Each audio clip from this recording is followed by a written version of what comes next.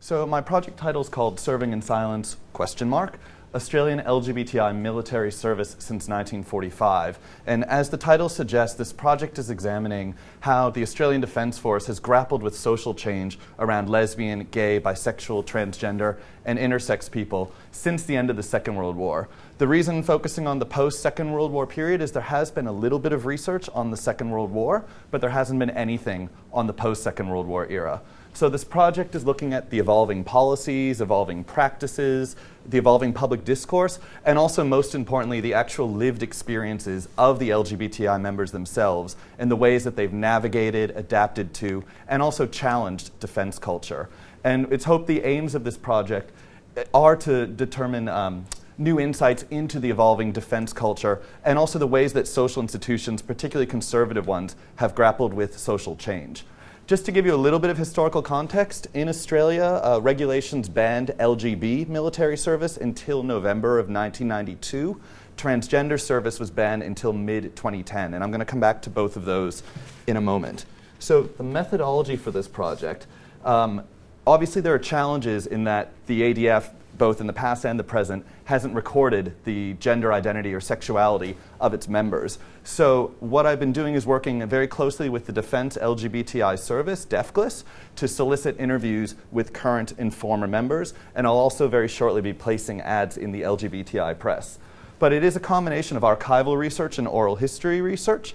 The archives, especially from the Australian Lesbian and Gay Archives in Melbourne, particularly they have back media press going all the way back to the 1970s. So targeting some of those reports, also some mainstream newspaper reports, and freedom of information requests for more recent documents through especially the Department of Defence, the Australian Human Rights Commission, and there's also records in the Parliamentary Library. Oral history interviews have been quite critical. I've conducted 18 so far. I've got another one scheduled for Wednesday. These are with men and women who've served as far back as the Maralinga nuclear tests. How he's still alive, I do not know. People who served in Vietnam, the women's services, the 80s, and people who are still serving and who've also served in Iraq and Afghanistan. So just to go through a few of the results so far, the sort of areas that I've been focusing on in particular. One is the lifting of the ban in 1992. And so in addition to interviewing servicemen and women, I've also interviewed targeted politicians and former commanders, including the former Attorney General Michael Duffy. And what I found by investigating the lifting of the ban is it was framed around international law. It was framed around Australia's obligations under the International Covenant on Civil and Political Rights.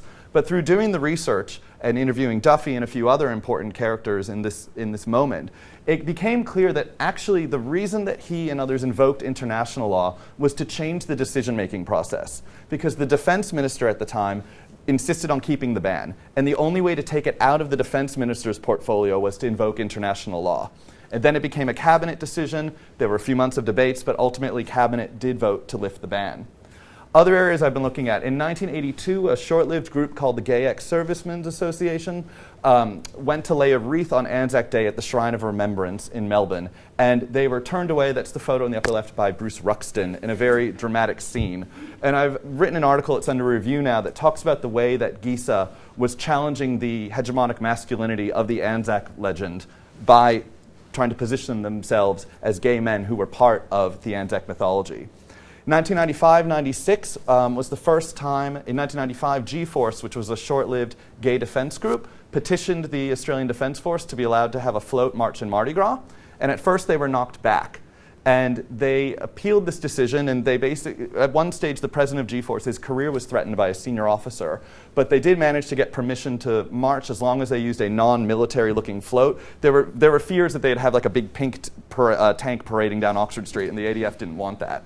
And I've also recently been looking at transgender service and the ways that in the last few years, since the ban was lifted, there was a policy vacuum, but ultimately that vacuum has been filled with medical policies. I just want to close with a quote from a Vietnam veteran who's gay, who I've interviewed. But how would I want it to be remembered? I mean, just that I think that LGBTI people can make an equal contribution, and that their contribution is as good and as solid as anything, any contribution made by heterosexual people.